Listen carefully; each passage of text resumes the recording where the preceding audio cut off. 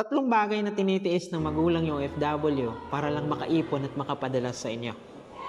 Kasi akala natin minsan madali lang ang buhay sa abroad, tama? Akala natin puro padala, pasalubong at picture na nakasmile sa social media. Pero alam nyo ang totoo, ang dami nilang tiniis para lang makaipon at may padala sa inyo. Ano yung una? Tiniis nilang malayo sa inyo. Tiniis nilang malayo sa pamilya. Na habang ikaw kumakain kasama si mama o si papa, sila mag-isa na kumakain.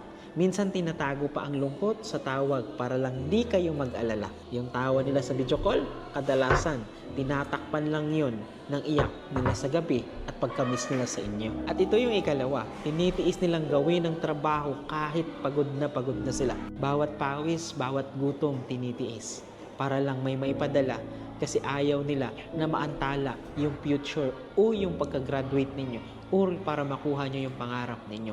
Kaya kahit gutom, kahit pagod, kahit may sakit, pumapasok. Alam nyo kung bakit? Para sa inyo.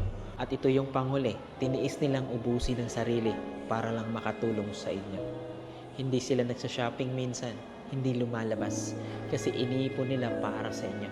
Minsan may sakit na pero nagtatrabaho pa rin kasi sayang yung araw, sayang yung pera. Kaya bago kayo gumastos sa gusto ninyo, tandaan nyo, may mga magulang kayong nagtitipid sa pangangailangan nila para lang may maipadala.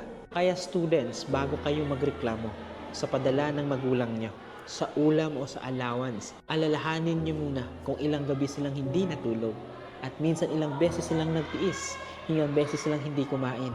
At ilang beses nilang sinasabi sa sarili nila, kaya ko pa to kahit pagod na sila. Kasi para sa kanila, bawat ipon, bawat pagod, ikaw ang dahilan.